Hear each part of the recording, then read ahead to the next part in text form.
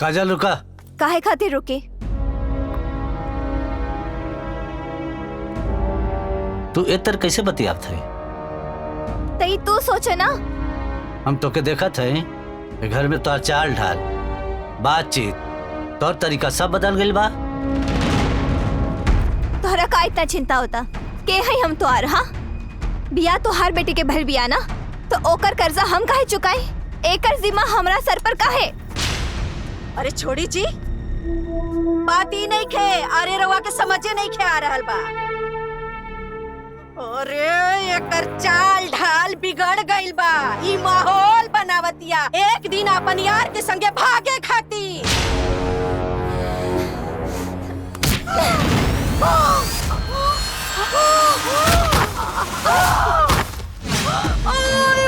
चाची उठा चाची ई का कैली रे? चाची जी जे हमरा पर लांछन लगाई ना ओकर जीभ नोच लेब हम। तोहर हिम्मत कैसे भल बोले के? ए बाबूनिया रार दिमाग में सटिया गल बका जी। हां कई बच्चा अब अगर बीच में बोले ना तो एक झापड़ मारब कान के नीचे पूरा कान सुन हो जाए। लगता भइल बड़े कारे बीच बोलब जरूरी बा। चुप बुढ़ाऊ काई देखत का बानी। चाची जी अरे ये औरा के मार देलस रे हमार प्राण लेके छोड़ियो।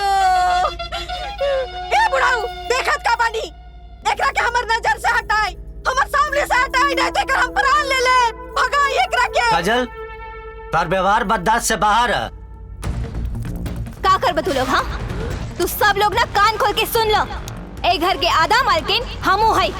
हमरा के केहू की जरूरत नहीं के। तू सब लोगन पे हम एहसान करतानी ना तो हर कर्जा भर के हमार का फायदा? ई लंगड़ी के पैर ठीक करके हमार का फायदा? तू सब लोग ना हमरा रहमो करम पर चलता रह। रुक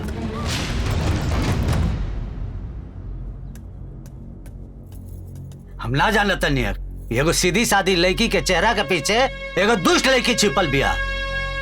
रहल बात एहसान का तू का एहसान करबे जेकर खुद किस्मत फुटल होके। आज अपने माई के मर लिया कल हमके मरबी। हमके ना चाहिए ऐसा बेटी ना चाहिए। अरे बुढ़ाऊ ओकरा के दूर दूरा के भगाई। ये ऐसे ना भागी। सुन ले आज के बाद तू हमनी खातिर मर गईली। हमनी का थुकबो ना करब तोरी पर। जाओ ए रुक तोर माई के खजाना धइल बा लेके जो रुकलावत तानी।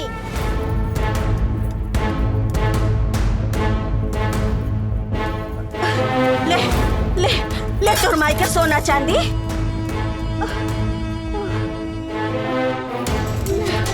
ले बड़का बड़का सोना चांदी धइल बा लेके जो सब लेके जो। ले ले लेके जो। ले ले तोर माई के फोटो ले ये वो लेके जो अपन माई के जो। सब कुछ हंस के सहली हाली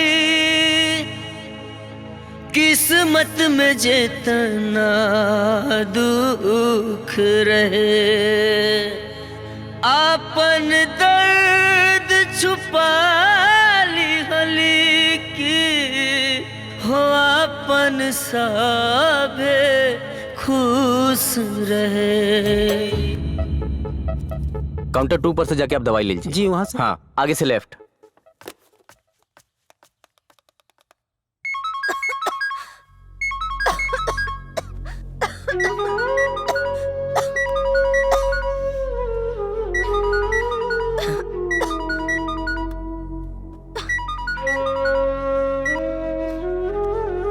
हेलो। हाँ जी मैम आपके बहन के ऑपरेशन का नंबर आ गया है और 60,000 रुपया बैलेंस अमाउंट आप जमा करवा दो और आके ऑपरेशन करवा लो। जी अभी ट्रांसफर कर दिया। ओके।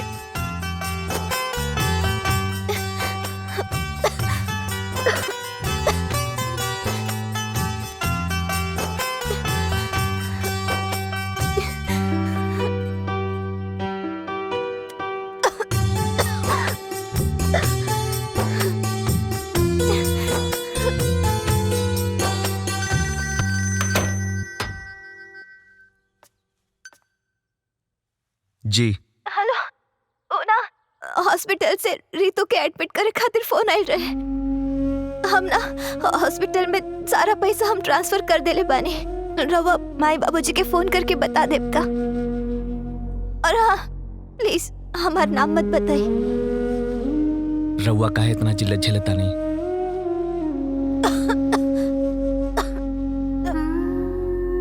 रवा हमार बात माने ना, प्लीज केहू के कुछ मत बताए। ठीक बा।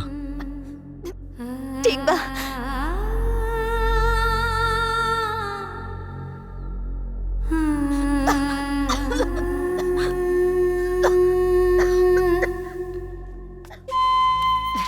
आराम से आराम से। अब चले मरवा खूब बढ़िया ऑपरेशन के बाद। चल चल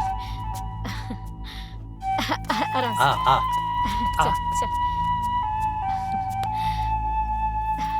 सुन ला हो दुश्मन लोगन, हमार दामाद हमार बेटी के गोड़ के ऑपरेशन खातिर भेजे ताड़न। जब हमार बेटी के गोड़ ठीक हो जाए तो वही गोड़वा से दुश्मन के करेजा पर चली।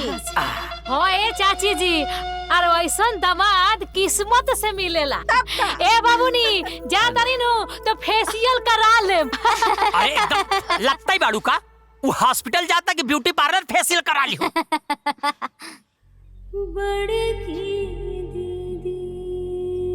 ए प्रेम, घर देखत रहिया। ठीक है चाचा। ए प्रेम, देखा हमार दामाद कितना बढ़िया काम कैले बा। सच कहल जाला अपन अपना ही होला। ए बाबूनी यार तू फेशियलवा करा ले। अरे लगता चल घरे में ना तो मारा देख थापा। मेथी नहीं मेथी बाड़ी। कौन चीज बताई तो रोल में खिसिया जाए।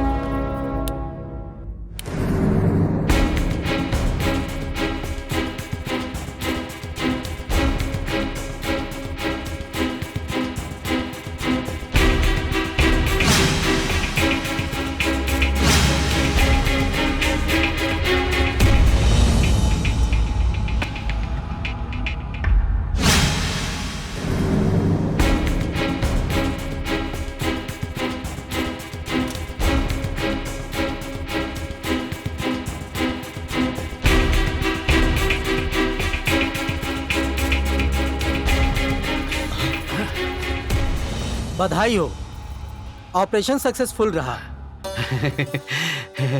मैंने कहा था ना, बिटिया चलेगी नहीं बल्कि दौड़ेगी। अभी वो आराम कर रही है, 2 घंटे बाद आप लोग उससे मिल सकते हैं। जी। लेकिन 1 हफ्ते अभी अस्पताल में रहना पड़ेगा, ठीक है?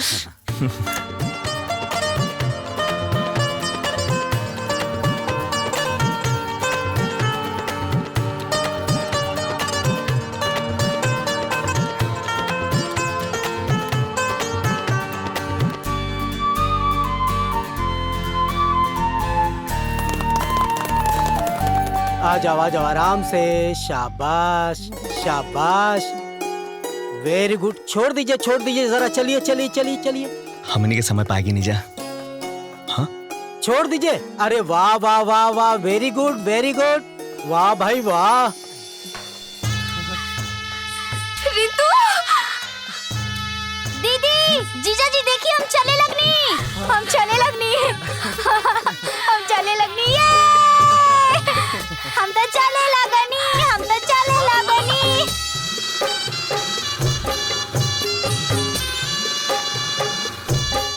चलो चलो।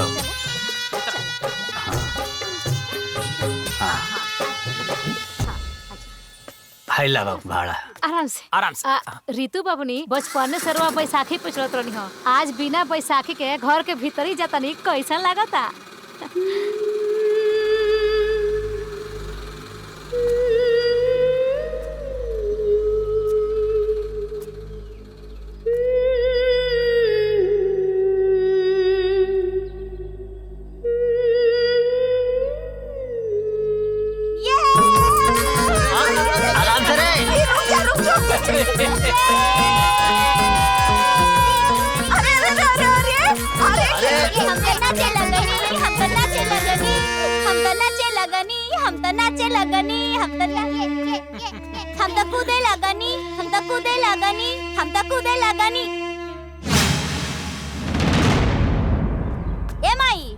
हॉस्पिटल के खाना खा के हमार दिमाग एकदम बोर हो गइल बा। तनी कुछ बढ़िया बनाओ। हम हेगा गईनी आ हेंगा आईनी, ठीक? ये